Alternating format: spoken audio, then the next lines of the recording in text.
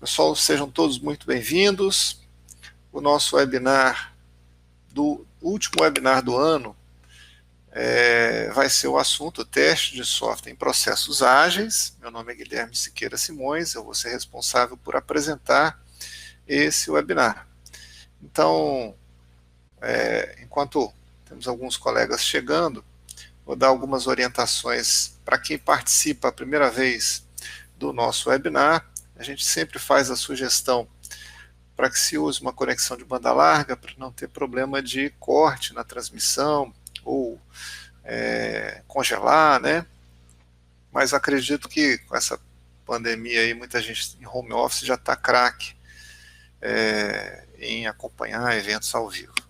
A gente tem programados, é um evento de 1 hora, com mais ou menos 45 minutos de apresentação, e a gente vai deixar um espaço para debate no final. Então, você pode se manifestar pelo chat, a qualquer momento você pode colocar aí comentários ou dúvidas sobre o assunto, não precisa esperar o final da apresentação, mas no final eu faço uma passada por todas as perguntas e vou respondendo, tá? Esse evento, ele conta com conta como crédito, né, para manutenção das certificações do PMI. Então, para quem tem alguma certificação do PMI, vai ter como colocar um crédito de um PDU, né, no programa de manutenção da certificação. A gente vai mandar um certificado de participação para todos os que assistiram via e-mail. Então, ao longo da semana, vocês vão receber esse e-mail. Só faço o seguinte comentário, né? Como a gente está fazendo essa transmissão pelo ClickMeet, a nossa plataforma, né, de conferência web, mas também a gente está fazendo a transmissão em vivo pelo nosso canal do YouTube e pela nossa página do LinkedIn. A gente não tem como acompanhar, né, quem assistiu pelo canal do YouTube ou pela conta do LinkedIn. Então, na questão da emissão do certificado, a gente vai levar em consideração quem assistiu pela plataforma do ClickMeet, que é que nos dá essa informação, né, quem esteve assistindo. Faço também, vocês podem usar o chat à vontade, só procurem usar o chat para assuntos relativos ao tema do webinar, né, para a gente não desviar o assunto. E para quem chega pela primeira vez num evento da Fato, né, a Fato, a nossa empresa tem mais de 20 anos de mercado, ela tem como missão apoiar nossos clientes no planejamento e avaliação de desempenho de processos de TI para ajudar a alavancar, né, o sucesso do negócio do cliente. Então a gente tem serviços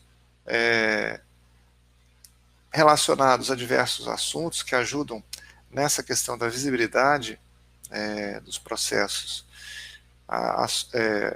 serviços de consultoria em medição, requisitos, testes, estimativas, tudo com o objetivo de dar visibilidade a como o processo, principalmente o processo de produção de software, está acontecendo dentro da sua organização.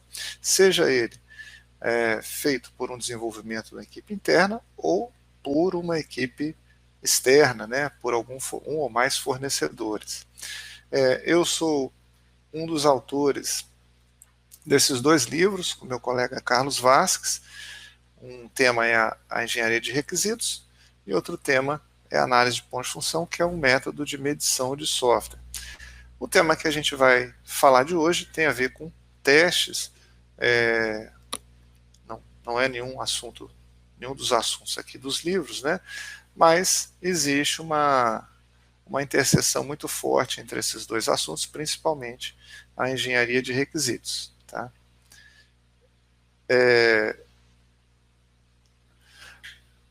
A gente tem programado os seguintes assuntos, né, nesse tema de testes em processos ágeis. Primeiro a gente vai falar dos objetivos de testes, né, por que se testa, qual é a intenção de se testar.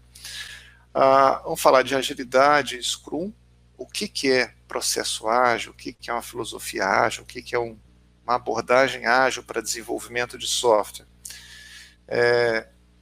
Qual o papel do testador nesse contexto ágil, como é que os testes acontecem num desenvolvimento baseado no Scrum, que é o modelo ágil mais usado que a gente tem hoje no mercado, né? E vamos comentar sobre a automação de testes e integração contínua, que são dois elementos-chave no desenvolvimento ágil. E, por fim, comentando sobre a independência de testes, que é um dos princípios também do teste de software. Então vamos lá. Objetivos do teste.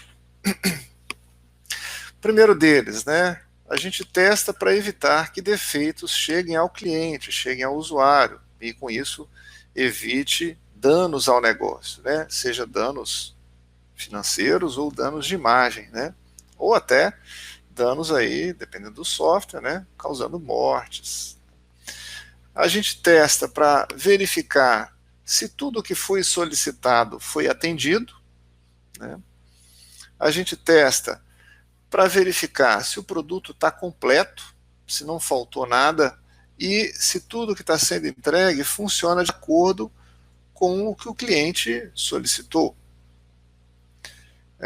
Nesses dois pontos aqui parece que a gente está repetindo. De certa forma, existe uma interseção entre esses objetivos, tá? Agora, por exemplo, verificar se todos os requisitos foram cumpridos não garante que o produto está completo, né? Requisitos podem ter ficado omissos, né? E com isso o produto não ficou completo e os testes podem detectar lacunas, né, de funcionalidades também. E validar se funciona como os interessados esperam, também não necessariamente é uma repetição do anterior, porque pode ser que os requisitos tenham sido mal levantados, né, e eles podem não refletir a real necessidade do cliente, e aí nos testes eu posso descobrir também esse descompasso entre o que se especificou e o que se queria. Ideal, né? A gente está falando aí de problemas relacionados a requisitos, né? Engenharia de requisitos. Se eu conseguir desempenhar bem o meu trabalho na engenharia de requisitos, eu poderia, né, dizer que basta verificar se tudo que foi especificado foi cumprido, mas na prática isso não acontece 100% das vezes. A gente testa também para criar confiança no nível de qualidade do produto, né, para a decisão de liberar um produto, de implantar um produto, passa por o trabalho de testes, né, dar a noção de o quão confortável o gestor do negócio está em liberar aquele produto. Né? Liberar o produto perfeito é uma prática hoje menos comum do que no passado. Né? A velocidade no mercado, né? E as próprias startups ali que se destacaram no mercado mostram isso, né? Eu preciso de um produto que funcione, ainda que não tenha perfeição em todos os detalhes. Então, o quanto eu estou confortável em liberar esse produto, sabendo que ele ainda tem algumas coisas a aprimorar. Né? Os testes vão dar essa noção para o gestor de negócio. Testo também para verificar se o meu produto está conforme a normas, leis, regulamentos, né?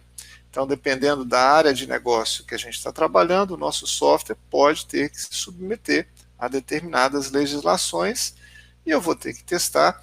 Na verdade, eu posso ter aí diferentes níveis de testes, né? Posso ter até testes sendo realizados por uma organização externa com o intuito de certificar o meu software nessa legislação. Então, existem, por exemplo, na aviação, né, para botar um software para rodar embarcado no avião, ele tem que passar por uma certificação que consiste em mostrar aderência a certas regulações, né?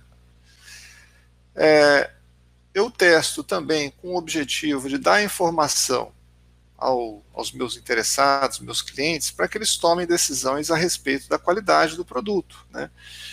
O resultado dos meus testes vai me mostrar que algumas decisões precisam ser tomadas, né? Principalmente se a gente está mostrando que existem deficiências críticas no produto. Isso pode fazer com que os interessados reavaliem algumas ações. Por exemplo, né, adiar a liberação ou pensar em mudar alguma coisa no processo de desenvolvimento para que esse produto consiga ser entregue dentro de um tempo hábil e com a qualidade esperada.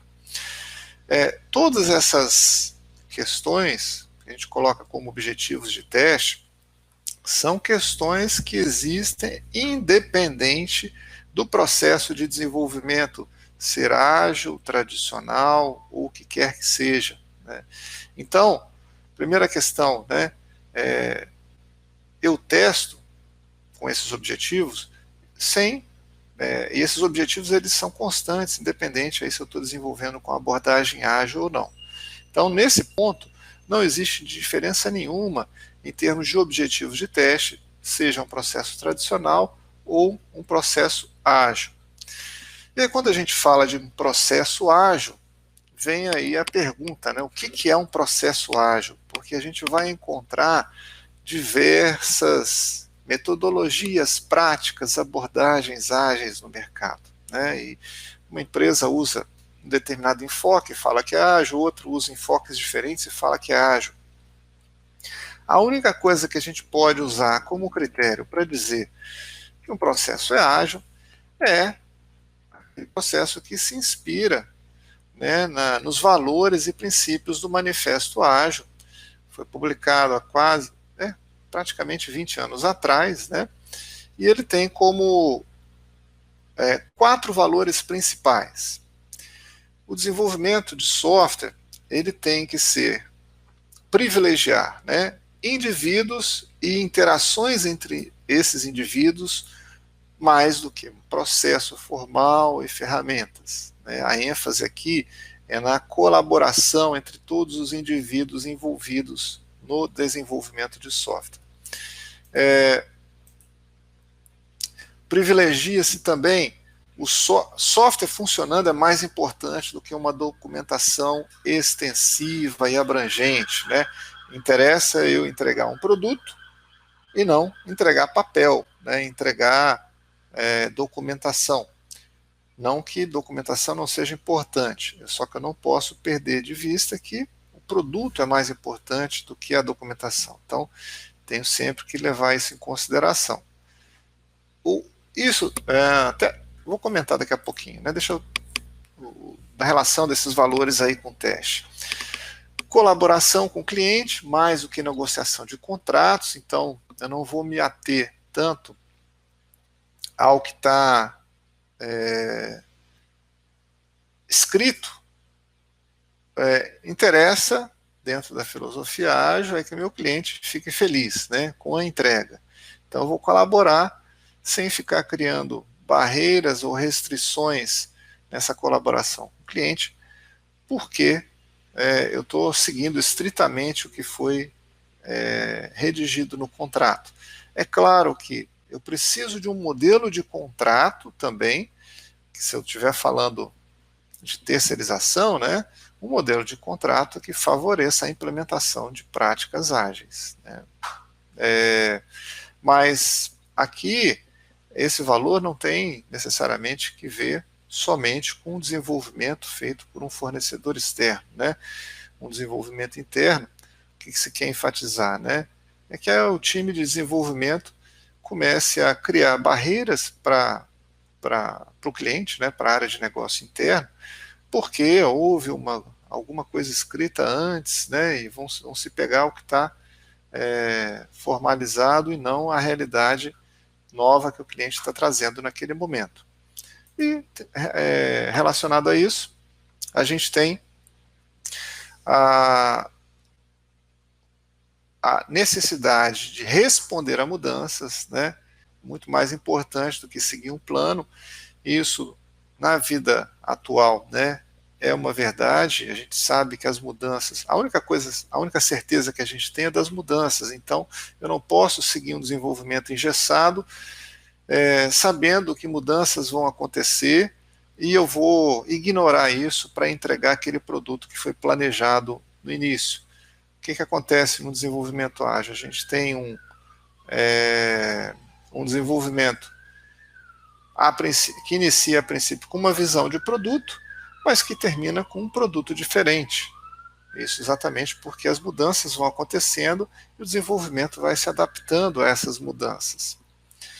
Então a gente tem o Manifesto Ágil, né, ele descrevendo 4 valores que vão se desdobrar em 12 princípios, que também estão aqui no Manifesto Ágil. A gente vai disponibilizar os slides para vocês, mas o linkzinho, jogar no Google, você vai ter acesso ao site aí do Manifesto Ágil, né? Não coloquei aqui os princípios para a gente também não estender a conversa tanto no Manifesto Ágil. E esses princípios e valores são implementados por uma infinidade de práticas ágeis, e cada organização escolhe algumas práticas que ela vê como mais adequadas, né, e muitas vezes vai combinar diferentes práticas. Então, a gente vai ver organizações usando Extreme Programming, Scrum, Kanban, que são, né, 3 coisas diferentes, 3 práticas ágeis diferentes, mas que podem ser combinadas. E não necessariamente a gente tenha que se valer de apenas uma delas. Então é difícil a gente falar assim, desenvolvimento ágil é quem usa A, B, C ou D, né? Pode-se usar uma série de técnicas e práticas. Agora, tenho que me remeter a esses valores e princípios do Manifesto Ágil. Inclusive, eu posso usar um método que é dito ágil, né, como Extreme Programming, como o Scrum, e não ter um desenvolvimento ágil. Tá? Isso acontece bastante. Muita gente confunde, acha que ser ágil é adotar alguma metodologia ágil, mas sem mudar a filosofia interna, né, que é regida aí por esses valores, a gente não vai ter nada de diferente acontecendo. Aí vamos levantar um ponto aqui que é crítico e uma diferença em relação ao desenvolvimento tradicional, né? O desenvolvimento tradicional orientado a planejamento, a gente tem aí uma resistência maior à mudança, né? Muitas vezes as mudanças elas acontecem, mas não com tanta facilidade, e há uma resistência a se mudar o que foi originalmente planejado. No desenvolvimento ágil, a gente tem ciclos de interações, ciclos de desenvolvimento curtos, né, que são as iterações. Essas iterações elas vão entregando o produto parcialmente a cada iteração, ou seja, a gente vai incrementando o produto a cada iteração. E a cada iteração a gente tem que testar não só aquilo que está sendo entregue na iteração, mas também tudo aquilo que já foi entregue nas iterações anteriores. Então, eu tenho que ir crescendo, né, os meus testes a cada iteração. Como as mudanças elas podem acontecer a qualquer momento, funcionalidades que foram entregues em iterações passadas podem ser alteradas na iteração atual. Então, eu tenho que verificar se nada quebrou, né? Nada que tinha sido entregue e estava funcionando deixou de funcionar. Então, a gente tem ali que fazer testes de regressão, né? E esses testes de regressão vão crescendo a cada iteração à medida que o desenvolvimento avança. Então a gente sabe que a mudança é um princípio, é um valor ágil chave, né? Só que, à medida que a gente vai mudando, o risco da gente quebrar algo que estava funcionando aumenta. E isso aí é um ponto crítico no desenvolvimento ágil.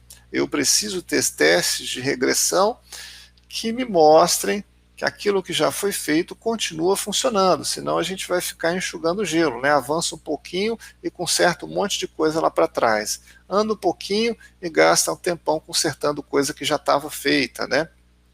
Então, isso só é viável, quer dizer, não é só viável, né? Isso em termos práticos, né? É viável se a gente tiver testes também sendo automatizados em todos os níveis desde o início.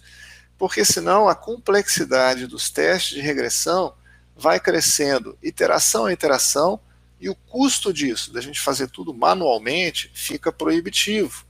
Então, se a gente não pensar desde cedo numa estratégia de testes que envolva automação, desenvolvimento ágil, vai chegar um momento que você vai avançando nas iterações e vai tendo que testar cada vez menos coisas, porque você não vai ter tempo ou o braço, né, para fazer todos os testes que seriam necessários manualmente.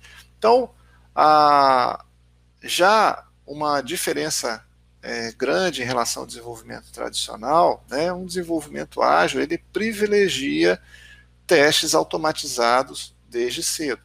Não quer dizer que os testes todos tenham que ser automatizados, não é isso que eu estou dizendo, mas que se use essa estratégia desde sempre. O nível de automação aí vai variar, né? Não vai ser tudo, mas também não vai ser quase nada, né? E é isso que viabiliza a gente ter os testes de regressão e a facilidade em evoluindo, progredindo o produto a cada iteração, sem quebrar coisas que estavam funcionando. Eu vou usar aqui o Scrum como base para ilustrar algumas questões de testes no desenvolvimento ágil, usando o Scrum porque o Scrum é um modelo de desenvolvimento ágil mais usado no mercado, tá? Porque não seria viável a gente fazer um webinar e eu me baseando, abordar cada uma das práticas ágeis aí, ou metodologias ágeis, e discorrer sobre teste cada uma delas, não daria tempo. Então, só dando uma visão do Scrum, antes da gente comentar dos testes, a gente já fez um webinar ano passado sobre Scrum, está lá no nosso canal do YouTube, então quem quiser depois dar uma entrada lá no nosso canal para ver com mais detalhes, né, o processo de desenvolvimento baseado no Scrum. Eu vou falar aqui de forma resumida, né? A gente tem uma visão do produto que é elaborada, um conjunto de requisitos ou características, que não se consegue desenvolver isso numa única iteração. Eu vou precisar de várias iterações para entregar esse produto. No Scrum, a iteração é chamada de sprint, que tem ciclos curtos, né, de no máximo 4 semanas, e a cada sprint a gente vai selecionar um subconjunto do backlog para ser desenvolvido. Esse backlog é priorizado, então a gente vai pegar os itens de mais alta prioridade para construir. Terminei a sprint, entrego o meu incremento de produto, né? Um pedacinho do meu produto. E aí tem alguns eventos-chave aqui dentro do Scrum, que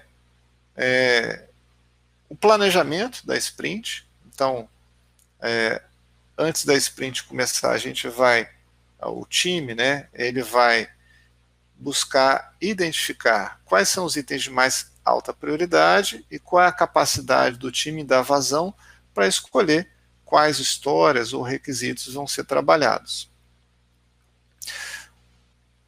Outro evento é a própria execução da sprint, né, que é executar o trabalho previsto naquela sprint para entregar tudo que foi planejado. Terminei a sprint, eu faço uma revisão da sprint, onde eu vou ter as minhas partes interessadas, né, minha área de negócio, vendo tudo que está sendo entregue e dando aceite, né, naquilo que está sendo apresentado, do que foi desenvolvido. Esse é um evento que pode envolver pessoas de fora do time e basicamente gente aí da área de negócio que vai ser beneficiada por esse produto.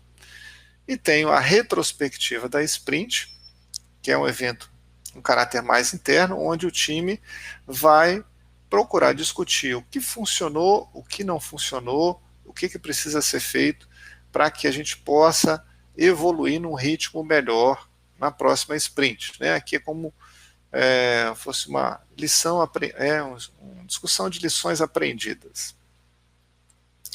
O Scrum, ele tem um grande apelo pela simplicidade. É um processo simples e que também envolve poucos papéis. Basicamente, a gente tem 3 papéis dentro do Scrum, né, que é o dono do produto, ou Product Owner, a equipe de desenvolvimento e o Scrum Master. O dono do produto é o responsável por gerenciar o backlog do produto. É ele que define, prioriza e refina todos aqueles requisitos. O time de desenvolvimento, ele é o responsável por entregar, construir, fazer o trabalho, né, de cada sprint, entregar o incremento de produto, e o Scrum Master é o responsável por facilitar, né, todo o resto para garantir que a filosofia Scrum vai estar acontecendo corretamente. Né? Ele vai ajudar removendo impedimentos que o time pode encontrar durante o seu trabalho. A grande característica de um time Scrum é que ele é auto-organizável, ou seja, não tem chefes, e multifuncional.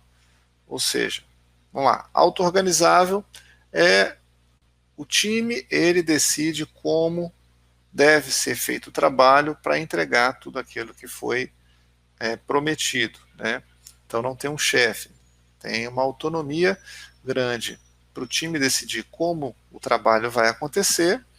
E o time ser multifuncional não quer dizer que todo mundo tenha que saber fazer tudo, mas o time como grupo, né, ele tem que reunir todas as habilidades necessárias para o trabalho ser feito, sem criar dependências com membros que não estão, com pessoas que não estão no time. Né? Então eu tenho lá pessoas, né, com perfil de programador, de teste, de arquiteto, com conhecimento do negócio.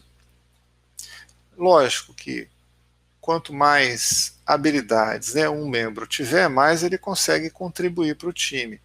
Mas isso não quer dizer que cada um só faça aquilo, né, que ele é especialista. Eu posso ser um testador e posso ajudar um desenvolvedor, eu posso ser um cara bom em requisitos e estou ajudando nos testes ou também no desenvolvimento. Né? A ideia é que diariamente o time se reúna e cada um diga o que está fazendo, o que já fez, o que está encontrando de dificuldade para avançar, e um possa colaborar com o outro na conclusão do trabalho. Característica aí também de equipes pequenas, até 9 pessoas, mas mais comum que sejam menos que 9 pessoas, né? Onde o trabalho ele vai sendo entregue de forma iterativa e incremental, com ciclos curtos de entrega, e com isso dando a oportunidade de receber feedback mais frequentemente. E a qualidade é responsabilidade de todos, ou seja, qualidade não é responsabilidade da área de testes, né? É do time. Então, mesmo que eu tenha no time um testador, problema de qualidade não é problema só dessa pessoa, é problema do time todo. Todos têm que estar comprometidos com a entrega daquele produto. Né? Então, diferente da abordagem convencional, onde cada um tem um chapeuzinho, né, bem definido, eu sou arquiteto, eu sou programador, eu sou testador, eu sou documentador, no Scrum não existe essa diferenciação de rótulos. A gente tem todo mundo com o mesmo rótulo, desenvolvedor. Isso não quer dizer que todo mundo tenha que programar. Um dos objetivos, né, de se ter esse rótulo comum para todos é que todos estejam imbuídos de concluir a entrega com sucesso. Né? Então, nessa abordagem convencional, muitas vezes o que é que acontece? Como eu sou arquiteto, eu faço só o meu trabalho de arquitetura. Como eu sou cara de requisitos, eu faço só o meu trabalho de requisitos e deixo que os outros se virem no que é a especialidade deles. Isso acaba criando um jogo de empurra, muitas vezes, dentro da própria equipe, né? Onde, não, isso aí aqui é problema de requisito, não, isso aqui é problema de construção, não, isso aqui é um problema lá do componente, e cada um empurrando o problema para o outro. A ideia de um time ágil é não ter esse tipo de situação, né? Ou seja, quando a sprint termina e a gente está entregando tudo lá para ser avaliado, né, na revisão da sprint, se itens forem rejeitados, isso é um fracasso ou uma falha para o time como um todo. Não é uma falha do cara que deixou o problema passar, né, em termos de testes, ou do cara que cometeu o erro de programação e que fez aquele teste se manifestar. Então a falha de um é a falha de todos. E não existe, né, o sucesso de um membro, existe o sucesso da equipe. Olha, conseguimos fazer a entrega de todos os itens que estavam previstos e todos os itens foram aceitos. Isso é um sucesso para a equipe. Não adianta o cara falar, não, os meus requisitos estavam tudo bacana, tudo foi feito bonitinho, agora rejeitaram lá porque erraram na construção. Né? Isso não é problema meu. Essa conversa não existe, ou não deveria existir num time ágil. Né? E uma situação que é comum no desenvolvimento tradicional é esse cabo de guerra entre o time de desenvolvimento e o time de testes. Então, como eles são, né, em muitos casos, eles são adversários, né, dentro da mesma empresa, o time de desenvolvimento e o time de testes, muitas vezes a relação ali ela é tem bastante atrito e um empurrando a culpa para o outro, né? Essa é a filosofia que se busca quebrar com o time ágil, né? Então, um profissional de testes no desenvolvimento ágil, ele vai contribuir ajudando, por exemplo, a melhorar um requisito que muitas vezes é especificado como história do usuário, identificando coisas que não foram ditas ou não foram explicitadas, sejam da própria funcionalidade ou alguma característica de qualidade, né, não funcional. Ele vai provocar o representante do negócio sobre a história do usuário, de forma a testar se o cara está com a ideia madura e fechada, a ajudar também a definir ou confirmar os critérios de aceite. A gente tem alguém, né, o dono do produto, ou alguém delegado pelo dono do produto, deveria ter o trabalho de desenvolver as histórias do usuário de forma correta, com qualidade. Mas, por melhor que essa pessoa faça o seu trabalho, quando isso é avaliado por alguém de fora, né, que tem uma outra visão, e aí a visão do testador é uma visão bastante crítica, vão se identificar falhas. Né? É impossível você fazer uma definição perfeita de requisitos e de história do usuário. Né? Sempre vão ter algumas questões ali em aberto que o cara de testes vai ajudar a trazer à tona. Cada requisito ou história de usuário deveria ter os seus testes de aceite, né, especificados. Então o requisito ele não é só falar da funcionalidade que se quer, mas sim dos critérios de aceite para essa funcionalidade. Então uma definição completa de requisitos no desenvolvimento ágil não é só dizer da funcionalidade, mas também como se pode confirmar que aquela funcionalidade foi entregue da forma correta, que é pelos critérios de aceite. E aí a habilidade, a experiência do cara de testes é vital para ajudar a se trabalhar critérios de aceite mais robustos, né? O profissional de testes ele vai colaborar com os desenvolvedores para definir a melhor estratégia de teste, abordagens de automação, porque parte do trabalho de testes é também, né, se a gente falar de testes de forma mais geral, desenvolvedor também está envolvido em trabalho de testes, né? A gente fala de testes unitários, testes unitários é parte do trabalho de desenvolvimento, deveria ser, né? O profissional de testes ele também vai ajudar ampliando, né, o conhecimento de testes dos outros membros da equipe e com isso também buscando amadurecer a equipe como um todo em direção a uma melhor qualidade no produto que está sendo desenvolvido. Algumas práticas ágeis, como o XP, por exemplo, né, falam de técnicas como programação em pares, né, e derivando um pouquinho dessa ideia, a gente pode falar dos testes em pares, né. Na programação em pares, eu poderia ter, por exemplo, dois desenvolvedores, um programando lá o componente, o outro programando os testes unitários daquele componente, né. Ou o testador fazendo dupla com o desenvolvedor,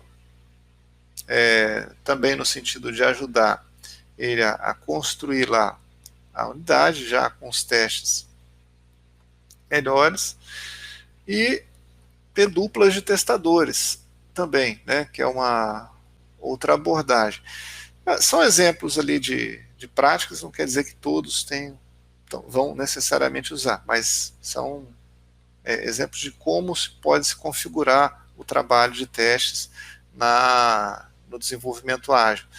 Por exemplo, eu, como testador de uma equipe ágil, eu posso me envolver, inclusive, em depuração de código, coisa que é um trabalho inerentemente do desenvolvimento, mas como parte de um time ágil, eu posso perceber que existe um gargalo lá no time e posso entrar, fazer depuração para ajudar o time a vencer uma determinada obstáculo e conseguir fazer a entrega.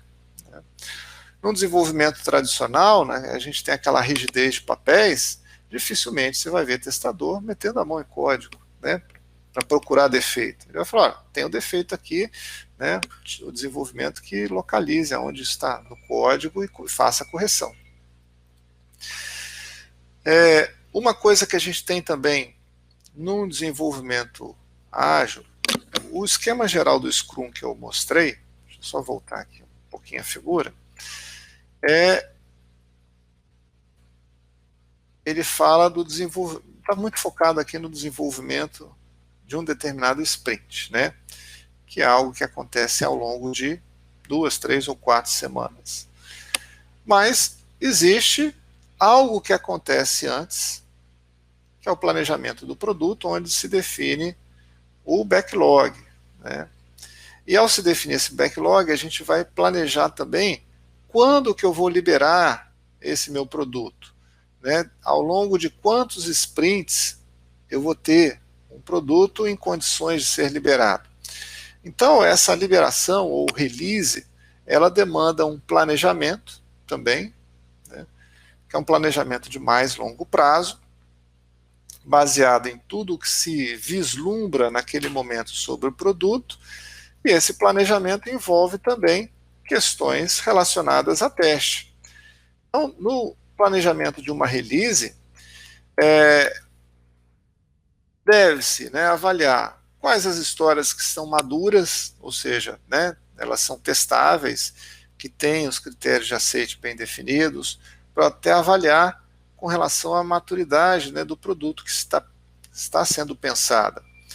A gente vai ajudar a fazer a avaliação do risco da qualidade do produto, né, o que esse produto pretende ser. É um produto que envolve risco de vida humana, um risco financeiro alto, é um produto que tem alguma regulação de mercado, ou é algo de uso interno ao departamento da minha organização. Isso vai ter uma implicação aí na análise de risco. Vou ter que estimar o esforço do desenvolvimento desse produto, e isso inclui também o esforço de teste, não só o esforço de construção, mas o esforço de teste também precisa estar considerado na estimativa dessa release. Quais os níveis necessários de testes que eu vou precisar para esse produto? Se a gente está falando de produtos que vão para o mercado, posso precisar de fazer testes alfa, teste beta. Vou planejar os testes para essa release, que vai abranger 1, 2, 3, 4, 5, 6 sprints. Então existem essas questões a se pensar relativas a testes quando se planeja uma release, que é um planejamento aí de mais longo prazo, alguns meses, e a cada sprint, que duram algumas semanas, a gente também tem questões de testes que devem ser levadas em consideração. O quão testáveis estão as histórias, deveria ter histórias bem maduras quando se planejou a sprint. Vou ter que criar os testes de aceitação das histórias, ou refinar esses testes, agora de forma mais madura, exatamente para poder dizer, na revisão da sprint, que aquilo foi concluído com sucesso ou não. Vou fazer uma análise mais detalhada de risco das histórias. Histórias podem envolver um aspecto crítico do produto, e isso merece uma análise mais detalhada, dependendo do quão crítica é a história que vai ser trabalhada na sprint. Isso pode implicar numa mudança na sequência do desenvolvimento, ou numa mudança na abordagem de testes para aquela história. Vou precisar de um esforço de testes maior, uma profundidade maior de testes para aquelas histórias. Parte do planejamento da sprint é decompor as histórias em tarefas, e aí também a gente tem as tarefas de testes, que vão fazer parte do planejamento da sprint, e também estimar o esforço de teste para cada uma dessas tarefas. Para cada história de usuário, a gente vai ter também que pensar não só nos aspectos funcionais da história que vai ser testada, mas também dos aspectos de qualidade ou não funcionais do que precisa ser testado. Aspectos de usabilidade, segurança, desempenho, estresse, carga. E, como a gente falou no começo, o desenvolvimento ágil, ele se baseia muito fortemente em testes automatizados, e a gente, a cada sprint, também vai trabalhar tanto na construção de testes para os itens que estão dentro daquela sprint, como também manutenção, ajustes nos testes que já foram automatizados. Durante o desenvolvimento da sprint, a gente tem testes de unidade que precisam ser construídos, normalmente feito pelo desenvolvedor, mas se eu tiver um desenvolvimento em pares, onde eu tenho um testador construindo o teste de unidade e o desenvolvedor construindo o componente, também é uma configuração que pode acontecer. Tenho os testes que buscam verificar se as funcionalidades foram desenvolvidas corretamente.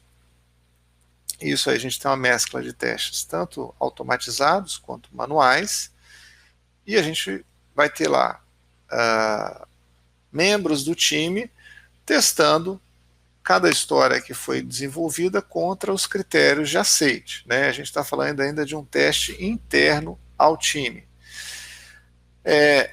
E como cada iteração, cada sprint pode modificar itens que já foram entregues em sprints anteriores, a gente vai precisar rever os casos de teste, sejam testes manuais ou automatizados, né, de funcionalidades que já foram entregues, para adequar esses casos de teste à funcionalidade que mudou, né, para a gente conseguir fazer os testes de regressão e ver se aquilo que foi mexido continua funcionando, né, se não quebrou. E essa automação, né, forte dos testes que acontece no desenvolvimento ágil, ele é suportado pela integração contínua. A gente vai comentar daqui a pouquinho sobre isso daí. Um outro evento que tem durante o desenvolvimento Scrum é a revisão da sprint, né, quando a sprint terminou o trabalho, e o time vai mostrar tudo aquilo que foi concluído. Então aqui a gente tem testes que são de validação, ou seja, testes que envolvem pessoas de fora do time, né, uma área de negócio, dono do produto, interessados, stakeholders, usuários de forma geral, onde eles vão avaliar se aquilo que está sendo entregue está dentro do que eles esperavam, se os critérios de aceite foram bem definidos, né, fica fácil saber o que eles esperavam.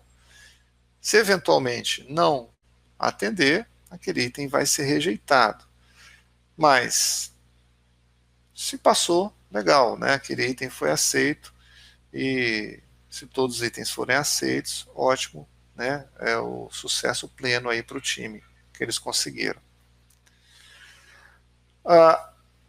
Terminei uma sprint, certamente problemas aconteceram durante esse desenvolvimento, ou coisas novas foram descobertas que merecem ser discutidas para que se possam aplicar isso nas próximas sprints, para que o desempenho consiga ser melhor, tanto em velocidade como que na qualidade. Tá? E essa retrospectiva não vai falar só de problemas ou questões relacionadas à construção, à programação.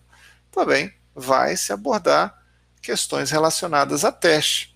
Né? Às vezes, por exemplo, por que um item foi rejeitado? Às vezes foi uma falha no planejamento dos testes, né? Ou uma deficiência aí na elaboração do caso de teste. Isso aí é uma lição aprendida que vai ser levada para as próximas sprints, para que aquele problema não se reflita em uma outra rejeição, né, na revisão da sprint. Aqui a gente vai discutir causa raiz, né, dos defeitos e buscar evitar que atacar, né, essa causa raiz, para que esses defeitos ou novas manifestações de defeitos similares não aconteçam nas próximas entregas. Então, quando a gente fala de desenvolvimento ágil baseado fortemente em testes automatizados, a gente fala de um conceito de pirâmide de testes, que é o seguinte: a gente eliminar os defeitos o mais cedo possível. Então, dentro dos diferentes níveis de teste que a gente pode fazer, a gente busca ter uma automação maior naqueles testes da base da pirâmide, né? E à medida que a gente vai subindo o nível, a gente tenha menos necessidade de testes automatizados, né? Então, testes da base aqui, né? A gente está falando de testes de unidade, crescendo na pirâmide, testes de integração, testes de sistema, testes de aceite. Posso ter automação em todos esses níveis de teste, mas a ideia da pirâmide de teste é concentrar a maior parte dos testes automatizados na base da pirâmide. Né? Porque também, claro, existe custo, né, para se ter testes automatizados. Por isso que fica inviável a gente querer automatizar 100% de tudo. Agora, quando a gente fala de automação de testes, não estou falando só dos testes propriamente ditos. Existem tarefas relacionadas a testes que tomam muito tempo do time, que podem ser automatizadas. por exemplo, conseguir dados de teste ou gerar dados de teste, né? Às vezes gasta-se tempo, dias, horas, para você conseguir essa massa de teste. Posso ter isso automatizado. Carregar dados, né, de testes no sistema pode ser um negócio também. Não tem sentido ficar fazendo isso manualmente a cada ciclo, né? Preciso ter isso automatizado. A geração do ambiente de teste, né, ou a liberação disso, deveria também ser algo manual, ser algo automatizado, né? Evitar esse trabalho. Toda vez que vai liberar alguma coisa para teste, você ter lá uma série de procedimentos manuais a executar, que pode não só tomar tempo, você pode falar assim, eu faço isso manualmente, não toma tempo. Né? Demora no máximo 10 minutos, mas beleza, pelo fato de ser manual, isso também está sujeito a erro. E às vezes você vai ter problema no teste que não é relativo ao problema do produto, mas é problema relativo ao ambiente, por ter uma liberação manual, às vezes algum passo foi cometido errado, ou se pulou algum passo, você ficou com o ambiente de teste baleado, e aí gastou tempo testando para descobrir que o problema não está no produto, e sim no ambiente. E não só a liberação, né, do ambiente de teste, mas a restauração. Né? Você vai fazer testes no ambiente, você vai fazer bagunça nos dados, e aí chega um próximo ciclo de teste, é bom você restaurar esse ambiente, ter dados íntegros, né, para você ter dados, para você conseguir analisar se é um problema que está acontecendo ou não, porque muitas vezes o cara pode gastar tempo investigando uma situação para saber se é problema ou não, e às vezes não é problema, mas os dados, do jeito que eles estão lá bagunçados, induzem a uma situação do cara gastar tempo analisando uma situação que não é problema. E ter também a automação na comparação dos resultados, né, das saídas de dados. Né? Então, eu tenho lá um certo processamento que me gerou uma saída, não vou ficar gastando tempo conferindo manualmente aquela saída, se eu posso ter isso sendo feito de forma automática. Né? Eu gerei um arquivo XML para mandar para o sistema ERP. Legal, não preciso ficar conferindo manualmente isso. Né? Posso ter um validador ali para aquela saída.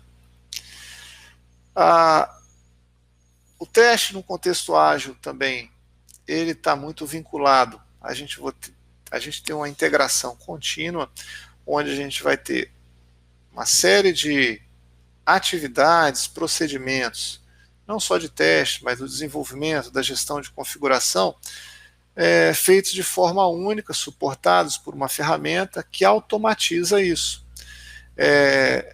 Então, eu vou ter nessa plataforma análise estática de código, onde o próprio desenvolvedor já possa perceber que determinadas construções foram feitas de forma equivocada, ou estão introduzindo débito técnico, né, no produto. Então, antes disso chegar para teste, já pode ser corrigido pelo próprio desenvolvedor. Nesse ambiente de integração contínua, eu já vou rodar os testes unitários, né, e ver, por exemplo, qual foi a cobertura de código, se isso pode dar uma visão também para o time. Né? Vão construir mais testes de unidade para aumentar a cobertura. Se quebrou, né? Quebrou porque foi uma falha na implementação ou foi uma falha em atualizar o teste daquele componente.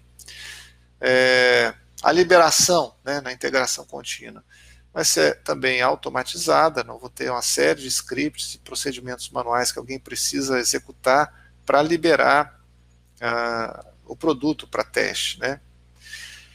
Vou ter testes de integração acontecendo também nesse ambiente de integração contínua, e esse ambiente vai dar visibilidade para todo o time dos problemas que podem acontecer nessa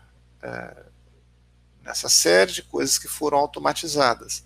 Então, dependendo do tamanho do desenvolvimento, né, eu vou ter lá essa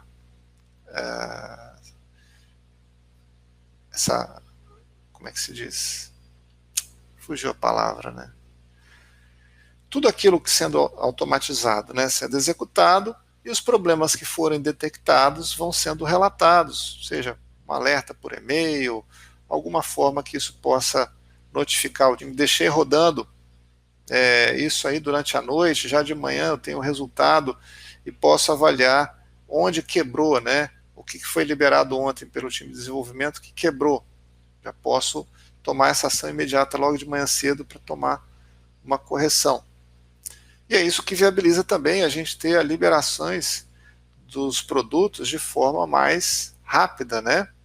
Eu não posso liberar um produto crítico para o meu negócio sem estar seguro de que ele foi bem testado.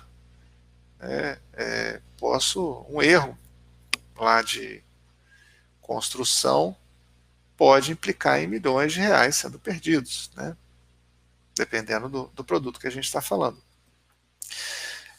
E os testes, normalmente, num time ágil, eu vou ter o time sendo composto por gente com perfil de teste, um ou mais, né?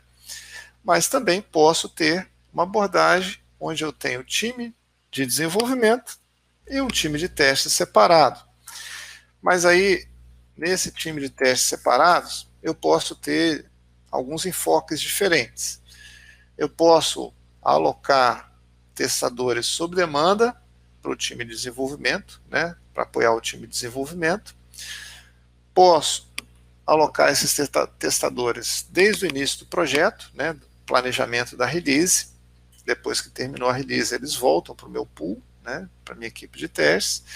E posso também ter uma equipe de testes trabalhando em atividades que não estão dependendo da sprint, mas que são necessárias, né? Na desenvolvimento de ferramentas, testes automatizados, que vai ser usado no desenvolvimento não só desse produto, mas de outros, testes não funcionais, questões relacionadas ao ambiente de testes, à massa de testes, né, que pode demandar, às vezes, gente dedicada em tempo integral. E uma coisa crítica que a gente tem em consideração é a independência de testes, né? Existe um ditado muito comum que fala assim, quem faz não testa, né? Por quê? Existe um viés de confirmação. O autor de um trabalho é um péssimo crítico desse trabalho. Então, é preciso que o teste seja feito por alguém independente, né, de quem criou aquele produto de trabalho. Isso não quer dizer que o desenvolvedor não testa. Ele pode fazer atividades de teste, né, mas tem que ter uma certa segregação sobre algumas atividades para que a gente não deixe a cargo do próprio desenvolvimento dizer que o produto está apto para ser liberado, né. Agora, um time ágil, né, busca promover a colaboração e a integração de todo mundo. E isso tem como risco o testador ele perder a visão de teste, né, ele ser viciado, né, assim como o desenvolvedor fica viciado nos testes do que ele faz, o próprio testador, pelo fato de estar tão integrado ao time de desenvolvimento, ele pode também se viciar, ter esse viés de confirmação. Então, ele faz o trabalho onde vai buscar confirmar aquilo que foi construído e não buscar descobrir as falhas, né? Isso pode acontecer. Posso também ter uma situação onde o testador está mais comprometido com o resto do time do que com a qualidade do produto. Então, vai ficar numa situação difícil, né? Ele encontrou um problema crítico no final da sprint. Isso vai indicar que determinados itens não vão ser entregues, né? Isso aí pode ser uma coisa que afete, né, bastante o time. Então, o cara às vezes pode ficar tentado a falar, bom, como eu sou parte do time, o sucesso para a gente é conseguir entregar tudo, né, e tudo ser aceito. Posso identificar um problema e pensar, não, vamos deixar isso quieto. Se ninguém identificar, a sprint vai ser um sucesso e a gente trabalha na próxima sprint para corrigir esse problema aqui sem ninguém saber, né? ele está sendo, de certa forma, tolerante e omisso, né? E, na verdade, isso denota um conflito de interesse, né? Eu, como parte do time, o meu objetivo principal é fazer a entrega ou relatar os problemas que eu estou identificando, né? São coisas que podem estar ali em conflito direto. Então, acabei me estendendo um pouquinho mais, né? Encerrando, fechando aqui o assunto. Primeiro, né? Objetivos de teste não mudam, seja no desenvolvimento ágil, tradicional ou qualquer outro processo de desenvolvimento que se possa pensar. Eles continuam os mesmos. Agora, o trabalho vai acontecer de forma diferente, certamente, né? Pelo fato da gente ter no desenvolvimento ágil uma documentação de requisitos muito mais enxuta, a gente tem que ter o profissional de testes participando desde o início, né, do desenvolvimento, porque as coisas vão acontecer, discussões vão acontecer, e eu tenho que ter gente de teste envolvido nessas discussões para que se possa ter os testes acontecendo de forma adequada e ele ter todas as informações necessárias, né, para fazer o trabalho da forma correta. A gente sabe que as mudanças elas são intensas no desenvolvimento ágil e existe esse risco de regressão a cada sprint, que consigo mitigar isso investindo em automação de testes, né? E tendo integração contínua. Sem isso, vai ter um risco grande da gente a cada entrega quebrar coisas que estavam funcionando em sprints passadas, né? Exatamente essa ênfase em testes automatizados vai fazer com que o tempo do profissional de teste ele fique muito maior, seja muito mais dedicado a criar testes automatizados, a atualizar, manter testes, né, monitorar o resultado dos testes, do que ficar fazendo testes manuais. Vai continuar tendo teste manual, mas uma parte do tempo dele vai ser dedicada a testes automatizados. E isso demanda conhecimento técnico, uma formação sólida, né?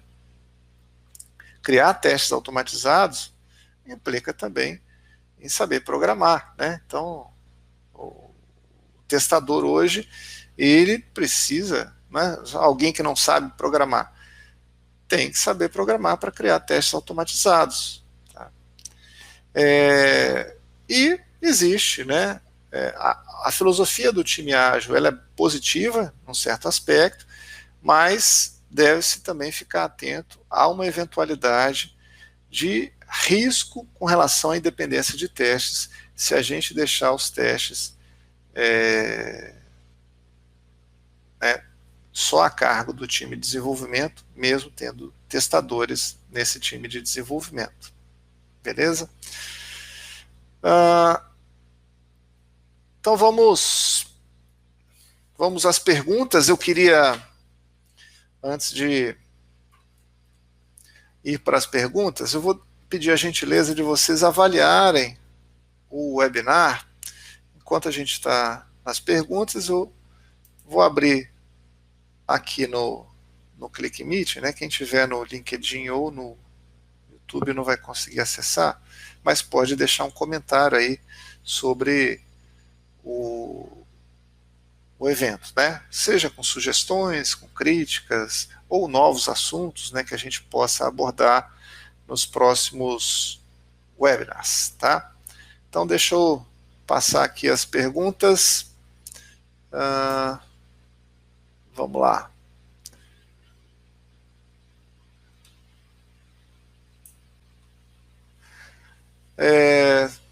De início aqui, alguns comentários, não tanta pergunta, né? Serviço público, documentação é importante, claro. A ideia do manifesto ágil, né, não é dizer que a documentação não é importante, né? É só não perder de vista de que o produto é mais importante do que a documentação, mas a documentação tem o seu valor. A ideia é quebrar um paradigma, né, do desenvolvimento tradicional até então, onde se gastava meses criando papel e nada em funcionamento, né, para o o usuário, né? Ana Luísa comenta: na secretaria onde trabalho, além da obrigatoriedade de apresentar os artefatos, precisamos conviver também com a rotatividade dos colaboradores. Bem complicado se livrar dos casos de testes manuais. Até relacionado a isso, Ana,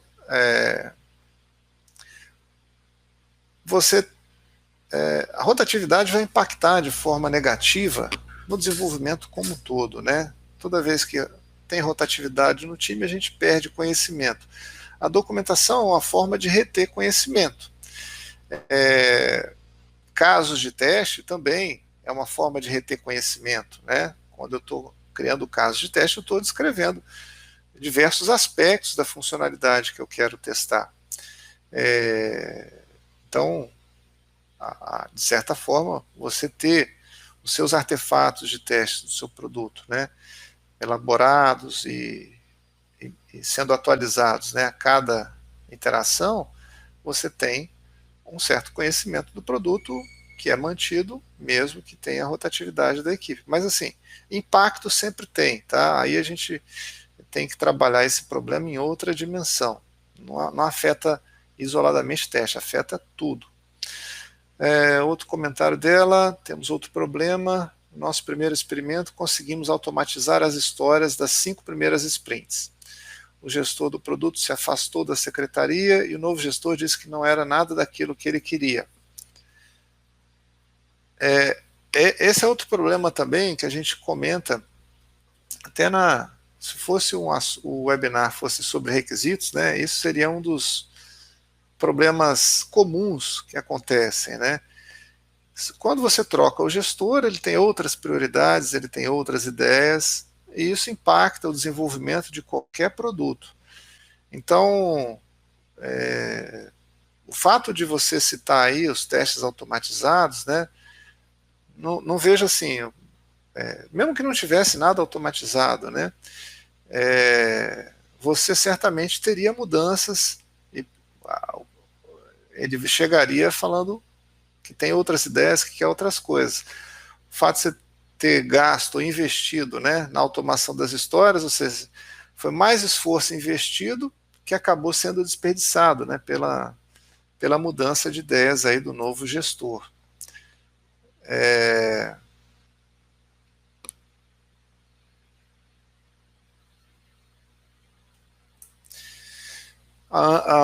Outro comentário dela aqui: estou atuando num produto que está sendo desenvolvido em 3 sprints e que ainda não gerou nada testável por conta da falta de experiência dos outros desenvolvedores. Aí a gente já tem um problema, Ana, porque cada sprint deveria entregar um incremento de produto. Eu acredito que aí, se você dizer assim, que não tem nada testável, é porque o planejamento da sprint já feriu aí a filosofia Scrum, tá? Então, pode ser que essas 3 sprints foram pensadas para serem sprints arquiteturais, né? Você está construindo a arquitetura e ainda não tem nada para mostrar. Essa ideia é a ideia do desenvolvimento tradicional, que é o que se busca evitar. Eu não vou construir toda a arquitetura do produto para depois colocar as funcionalidades. Eu vou fazer as coisas em paralelo. Então, construo o mínimo de arquitetura possível para dar suporte a essas funcionalidades que eu vou entregar aqui nessa primeira sprint, na segunda sprint, entendeu? E aí você comenta que escutou que testes não podem ficar dentro da sprint, pois consome o tempo de desenvolvimento deles. Está errado, né? Tempo de desenvolvimento da sprint, ele tem que ser pensado, ou ao estimar ou planejar uma sprint, a estimativa do time tem que considerar também tempo de teste. Tá?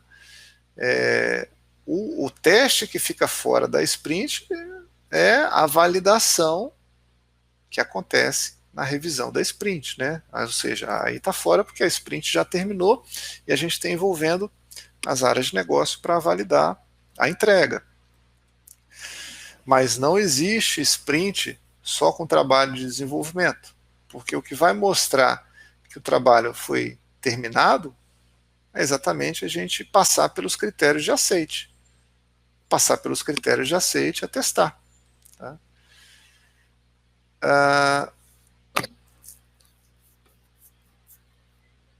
Outra pergunta aqui do Alisson: ferramentas de gestão de testes são importantes ou podem ser descartadas? Alisson, como todo desenvolvimento, eu preciso de suporte de ferramentas, né, porque assim, é um contrassenso a gente pensar em desenvolver software que vai automatizar o trabalho de várias áreas de negócio, e o próprio trabalho do desenvolvimento de software não ter o suporte de ferramentas adequadas, né? Então, preciso de ferramentas de gestão de configuração, né, dos testes também.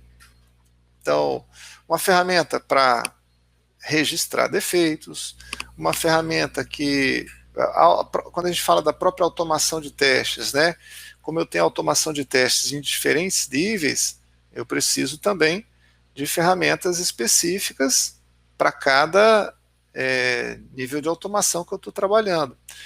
Então, teste sem suporte de ferramenta é teste inteiramente manual, que é incompatível com o desenvolvimento ágil, fica impraticável, tá? O Alexandre pergunta: que livro amplo sobre o assunto de testes de software o senhor recomenda? Tipos de testes, vantagens, desvantagens, caixa preta, caixa branca. Alexandre, tem vários livros. Minha sugestão: você pode buscar. Um autor bastante famoso é o Rex Black, né? Que ele tem vários livros nesse assunto de testes, né? Eu não sei se tem, ele é americano, né? Rex Black, Rex de cachorro mesmo, né? Do RX, né? Nome de cachorro aí da historinha em quadrinhos. Então, os livros dele eu sei estão em inglês, mas eu não sei se tem livro traduzido para português. Você tem também o Syllabus, que é o ISTQB, né, que é o Instituto, é o board de testes de software a nível mundial. Ele publica o Syllabus, que é um resumão, né, que a gente tem sobre testes, acompanhando as diversas certificações de testes que eles promovem. Então, você tem o Syllabus do nível fundamental, que dá uma visão boa de teste de forma geral, e aí você tem um Syllabus, conforme você aprofunda nas diferentes certificações, vai falar da análise de testes, da gestão de testes, vai falar de testes não funcionais, usabilidade, desempenho, né? E aí, conforme você quer se aprofundando, você vai ter um sílabus específico. O próprio sílabus também tem uma referência bibliográfica extensa. Tá? Outra pergunta: eu tenho feito testes exploratórios e criando os casos de testes quando reporto bugs, principalmente quando são impeditivos, mas entra a necessidade de mostrar os artefatos. Foi um comentário da Ana, acho que não tem uma pergunta, mas já que ela foi importante o comentário dela levantar sobre testes exploratórios, que também é uma abordagem bastante utilizada no desenvolvimento ágil. A gente teve já um webinar falando só sobre testes exploratórios, tá? Tá no nosso canal do YouTube. Então, quem quiser se aprofundar um pouquinho, vai lá, procura testes exploratórios lá no nosso canal, que você vai encontrar esse webinar. Que é uma forma de testes manuais, né, que complementam os testes automatizados. Tá? Uma pergunta da Rosimeire: se os testes automatizados vão substituir os testes manuais? Rose, de certa forma, a ideia de você automatizar testes é substituir exatamente testes manuais, principalmente os testes que são, né, bastante repetitivos e que você tem que fazer isso a cada entrega, né? Porque senão o custo de testar manualmente fica proibitivo, fica inviável, né? Só que a gente nunca vai ter essa substituição total, porque os testes manuais eles sempre vão ter o seu, o seu lugar, porque teste automatizado ele também demanda mais esforço para se construir e se manter, né? Então, o que se faz na prática? E aí, a gente teve um webinar sobre teste automatizado, né, que eu falei, a gente comenta exatamente sobre isso, né? No meu planejamento de testes, eu vou decidir aquilo que vale a pena ser automatizado e aquilo que vai ser feito manualmente. Porque tem testes que não vão acontecer com uma frequência tão grande, ou o esforço manual e o esforço automatizado, a diferença seja tão grande que não compensa a gente automatizar, né? Então, numa análise de priorização do que a gente vai automatizar, a gente vai elencar aquelas partes do produto que são mais críticas, aquilo que está mais estável, são candidatos à automação, e as partes do produto que são instáveis, ou seja, que eu sei que ainda vão sofrer muitas mudanças, talvez não seja conveniente a gente automatizar agora, porque toda vez que eu mexer naquilo, eu vou quebrar aquela automação que foi feita, eu vou ter que ajustar a minha automação. Então, eu posso duplicar o meu esforço de desenvolvimento, né, se eu quiser automatizar alguma coisa que não está estável, não está madura. Então, talvez, para esses casos, seguir com testes manuais seja mais adequado naquele momento, e aí, a partir do momento que aquilo amadureceu, ficou mais estável, eu automatizo, né? Pode ser uma estratégia, tá? Bom, pessoal, deixa eu fechar aqui o formulário de avaliação. Se eu deixei de responder alguém, vou pedir a gentileza de vocês, deixa eu só deixar aqui, ó. Vocês podem me mandar as perguntas aí por e-mail, por WhatsApp, por Skype, LinkedIn. Então, se eu fiquei pendente ali na resposta de alguém ou respondi de forma incompleta, vocês podem fazer o contato, eu estou à disposição, vai ser um prazer interagir com vocês. Espero que tenha sido uma oportunidade proveitosa para todos, né? E deixa eu fazer um minutinho de merchan.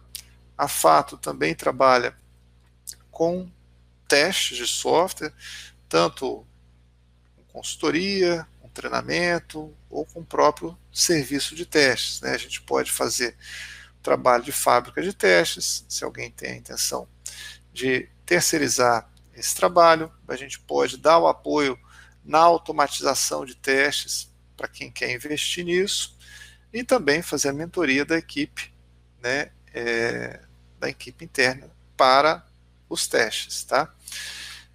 Temos já o nosso webinar de janeiro, né, 2021, já programado, inaugurando então o nosso calendário de testes. A gente tem o webinar, o assunto, o tema, né, o título é Não culpe o termômetro pela febre. A ideia é falar dos benefícios colaterais da medição de software. Quem vai ministrar esse webinar vai ser o meu colega, Carlos Vasques, e vai ser uma oportunidade também bastante interessante da gente mostrar como a medição de software pode trazer benefícios, não só na parte de estimativas, né, como muita gente está acostumada, mas uma série de questões que vem aí como efeito colateral benéfico do trabalho de medição. Então, já está disponível para inscrição. Vou pedir a ajuda da nossa equipe, se puderem colocar no chat o link para o pessoal, fica mais fácil e prático para quem quiser já se inscrever. Tá? E no mais, quero agradecer a participação de todos, desejar a todos aí um Feliz Natal, um ótimo Ano Novo, que a gente possa ter um ano de 2021 muito melhor do que 2020 e espero contar com a participação de vocês nos nossos próximos eventos. Vai ser muito bom ter a participação de todos vocês. Um grande abraço e até logo.